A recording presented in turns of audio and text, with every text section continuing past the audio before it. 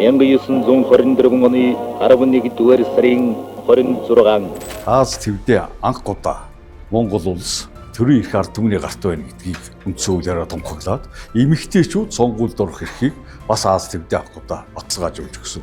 Ийм онцгой ач холбогдолтой анхны үндсэн хуулиа баталсан. Тусгаар улс бол үндсэн хуультай байх ёстой. Монгол улс бол 1945 онд бол бүх нийтийн санал асуулгаар дахин тусгаар технологи баталгаажуулж 1961 онд нэгдсэн үндэснээ байгуулах дэлснээр Монгол улс дэлхийд түлхэмж хүргэсэн тусгаар технологитой улс болсон. Хамгийн сүүлчээ одоо бүрдэж байгаа бидний энэ дөрөвдүгээр үндсэн хууль бол хамгийн гол нь хүний эрх хэрэгчлөө зарлал тунхаглаж Монгол улс бол хүнлэг арчсан иргэний нийгэм байгуулна гэдгийг дэлхийд даяар зарласан. За үндсэн хуулийн гол амин сүнс гэж би ойлгохдоо бол эрх мэдлийн тэнцэл гэж ойлгож байна. Өнөөдөр Монгол улс хууль тогтоох, гүйцэтгэх, шүүх гэсэн 3 багам дээр тулдаг. За энэ 3 байгууллага харилцан бие биендээ хяналт тавьж идэг. Эрх мэдлийн тэнцвэртэй байж иж энэ өөрөө үндсэн хуульд ёс гэж ойлгож байгаа.